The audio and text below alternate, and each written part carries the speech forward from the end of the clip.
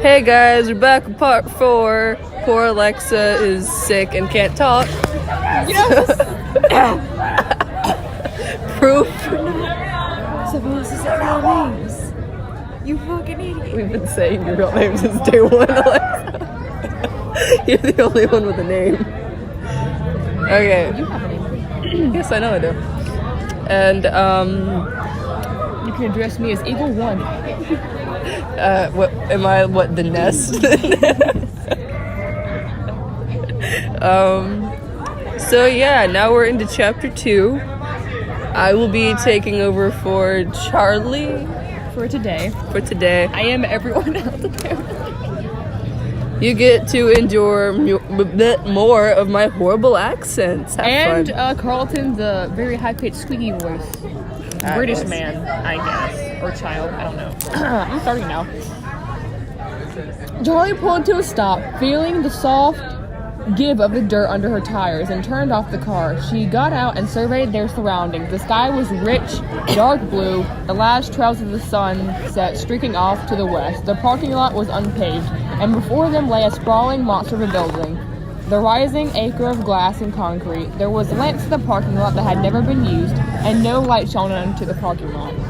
The building itself looked like an abandoned sanctuary, entombed in black trees amid the distant roar of civilization. She looked at Jessica in the passenger seat, who was craning her neck out the window. Is this the right place? Jessica said, "Oh, I'm gonna give Officer Dunn either Officer Dunn or Springtrap a Russian accent. This is gonna be I don't great." even know what accent that was. CHArLiE shook her head slowly, not quite certain what she was seeing. You put it in like a soft voice at first.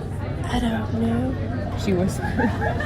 CHArLiE got out of the car and stood in silence as John and Carlton put up beside her. "What is this?" John stepped out of the car cautiously and stared blankly at the monument.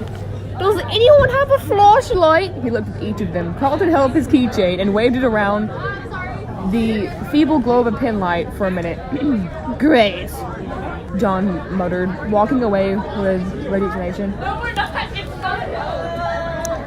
Hold on a sec. CHArLiE said and went around to her trunk.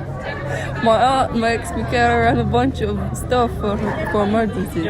What the? Aunt Jen, loving but severe, had taught CHArLiE self-reliance almost above everything else. Before she let CHArLiE have her blue old Honda, she insisted that CHArLiE knew how to change the tire, check the oil, and know basic parts of an engine. In the trunk, in the black box, tucked in next to the jack, spare tire, and small crowbar, she had a blanket, a heavy police-issued flashlight, bottle of water, granola bar, matches, and emergency flares. Jesus fuck, man. CHArLiE grabbed... Where do you put your groceries at? No one knows. CHArLiE... The real plot hole. CHArLiE grabbed the flashlight, Carlton grabbed a granola bar. You're gonna need that, honey, because you're the one who almost get killed. Almost by silent agreement, they began to walk into the building's perimeter, CHArLiE holding up the lights and the steady beam in front of them. The building itself was almost finished, but the ground was all dirt and rock, uneven and soft. CHArLiE shone the light on the ground where the grass had grown patchy and the dirt inches long. No one has been digging for a while. CHArLiE said. The place is massive, and it took a long time to circumnavigate. It wasn't long before the rich blue of the evening was overtaken by a blanket of scattered silver clouds and stars. The surface of the building were all the same smooth, being beige concrete, with windows too high up on the walls to see inside. Did they really build this whole thing and then just leave? Jessica said. "Colton," said John, "you really don't know anything about what happened." Oh, you're about to get some ear rape. Oh no. Carlton shrugged extensively. "I told you, there's no construction, but I don't know anything else." Why me? You're like right in my ear doing that. I did. Why would they do this?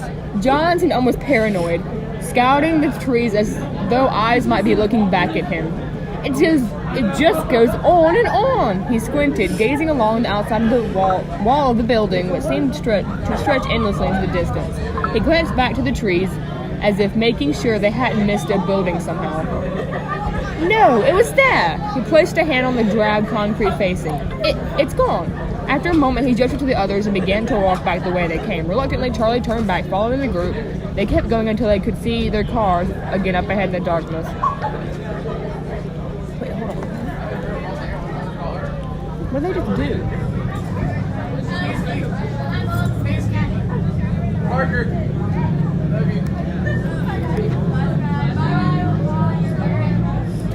Oh, okay, so they can't find the building. Okay. I was like, why are you walking back to your fucking cars? I just got someone into the channel. You're welcome. Sorry, guys. I hope there would be at least something familiar. Carlton said exhaustedly. Why? Yeah. Charlie said, I can't wait till Dave gets here, man. She had known it would be, but seeing that Frizz had been razed to the ground was still a shock. It was so paramount, sometimes in her mind, that she wanted to get rid of it. Wanted to scrub the memories, good and bad, from her head if they had never happened. Now someone had scrubbed... Damn it. Ow! That was me. Because you tried to kill it before I did. And you ended up smacking me with a book. Shit, where were we? I don't know. Now someone had scrubbed it from the landscape. It felt like a violation. It should have been up to her. Right. She thought. Because you had the money to buy it and preserve it, like Aunt Jen did with the house. She didn't preserve that fucking house, man. If anything she did, she just left it there. Charlie. John was saying her name. It sounded like he was repeating it. Sorry. She said, What were you saying? Do you want to go? Oh, do you want to go inside? Jessica said. Charlie was surprised. Just got smacked. They were only now considering this, but then again, none of them was actually prone to criminal activity. The thought was a release, and she took a deep breath, speaking on her exhale. Can you stop it? Your girl's caressing my face. She can have your damn face. I don't want. What do I do? Just chop off my face? Yes. Okay. Which one is this? CHArLiE. Okay. Why not? She said, almost laughing. She hefted the flashlight. Her arms were getting tired. Anyone else want to turn? She swerved it. She waved it. She waved it back and forth like a pendulum. Carlton grabbed it and took a moment to appreciate its weight. Oh. Why is it so heavy? He said, passing Why? it to John. Here you go. It's a police flashlight. Oh wait, that's not me. Fuck. Yes, I don't know. I'm assuming It's a police flashlight. Charlie said absently. You can hit people with it. Just wrinkled her nose. Yeah, I really wasn't kidding around, huh? Ever used it? Not yet. Charlie winked and made a half-threatening glance at John, who returned an uncertain half-smile, unsure how to react. The white entrances were still sealed with hammered metal doors, no doubt intended to be temporary, and construction was finished. Still, it wasn't difficult to find a way in, since many large mounds of gravel and sand scaled the walls, leading right up to the edges of the large gaping windows. Not trying hard to keep people out, John said. What's anyone going to steal? Charlie asked, staring blankly at the towering walls. They climbed the hill slowly, the gravel shifting and sliding beneath their feet as they went. Carlton reached for the window first and peered in. Jessica looked over his shoulder. Can we drop down? John asked. Yes! Carlton. Warn me before you do that. No, Jessica said at precisely the same time. I'll go. Charlie said. She felt reckless. Without looking through to see how far the fall was, she put her feet through the opening and let herself drop. She landed, knees bent. The impact rocked her but did not hurt. She looked up at her friend staring down. You know where they hide Freddy's behind? A fucking cabinet. They hide the entrance to Freddy's in this big mall behind a fucking cabinet. Well, I guess their logic was who's gonna pull out the cabinet to look. Anyone! I don't like this cabinet anymore, guys. I'm gonna get a new one. Holy fucking shit, there's something behind that cabinet. Get it out of here. Whoa, what? Tattoo eyeshadow. She looked up at her friend staring down. Oh, hang on. Charlie called, pulling a short step ladder from the wall nearby and setting it under the window.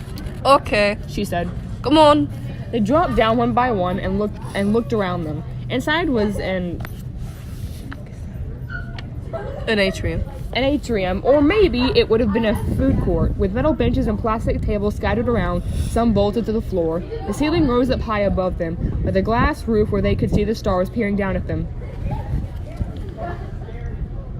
Very post-apocalyptic. CHArLiE joked, her voice echoing in the open space. Jessica sang a brief, wordless scale suddenly, startling them all into silence. Her voice rang out, pure and clear, something beautiful in the emptiness. It's very nice, but let's not call too much into ourselves, John said. You've already did Dave's on his way. Can I please do Dave with a really crappy southern accent?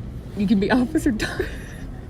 Right, Jessica said. She felt very happy with herself. As they walked on, Carlton swept up and took her arm. I do this, yes. I'm going to. Oh no. Your voice is amazing! He said. Yours isn't. It's supposed to be that way. It's just good acoustics, Jessica said. That ain't my car. Oh wait, that is, though. I was about to say, she's attempting humility, but not meaning a word of it. They walked the empty halls, peering into each of the massive cavities where the department store might have been. Some parts of the mall had been almost finished, while others were in shambles. Some hallways were littered with piles of dust, concrete bricks, and stacks of wood. Others were lined with glass-paned storefronts, lights hanging perfectly in rows above their head. It's like a lost city, John said. I don't know her accent. Oh, she did that. Like Pompeii, just like the volcanoes. Do that. No, CHArLiE said. There's nothing here. The whole place had a sterile feel to it. It was not abandoned. It had never sustained life at all. She looked in the store window across from her, one of the few with glass, wondering what it would have displayed. She imagined mannequins dressed in bright clothing, but when she tried to picture them all she could see was a blank face concealing something. She suddenly felt out of place, unwelcome by the building itself. CHArLiE began to feel restless. Something of luster wearing off the adventure. They had come, Fergus was gone, and so was the shrine she had kept in her thoughts, and where she could still find Michael playing where she last saw him. Okay. John stopped suddenly, turning off the flashlight as carefully as he could. He put a finger to his lips, motioning for silence. He gestured back the way they had came. In the distance, they are in the mall right now. They just yeeted themselves into the mall. Quite literally. And they're looking for Freddy's. And then Davey Boy comes along. I think. He comes back at the second night, I do believe. When they come back. They come back for 3 nights straight. They keep coming back. They come back this night, another night, and then like the third night they find Officer Dunn's dead body, but he was done anyways. He put his fingers to his lips, motioning for silence. He gestured back the way they had came. In the distance, they saw a small light bobbing in the darkness like a ship in fog. Someone else was here, he hissed. A night guard, baby! Charlton whispered. Oh, Charlton, you are not good with whispering. Why would an abandoned building need a guard? CHArLiE wondered. Almost all abandoned buildings need guards because they don't want you fuckers in the abandoned buildings. Last time I checked. I'm trying to look for my man over here. My main man. Where is he? Where's Dave? Well, I know, but like y'all boys are just like, I don't know how to say like. Oh, also apparently at some point Dave actually joins them and goes into the, if I remember correctly, into the pizzeria and turns on the animatronics. They freak out and yeet themselves off the stage because they were bolted to the stage. They yeet themselves off the stage. He calls them beautiful creatures or something, and then they start yeeting themselves towards the other characters. And then Michael's like this golden Freddy in the back of the room is like, the only thing he says is like, don't move, it's gonna kill you if you move. I wish.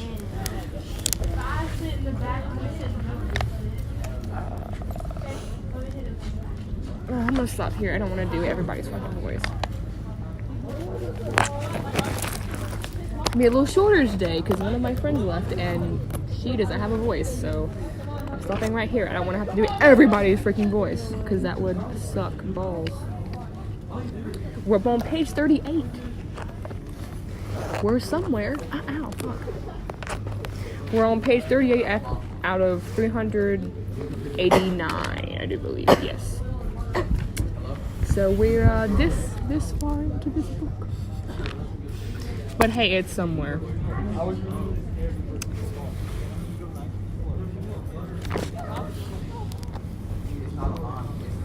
I'm like, officer done. I'm done.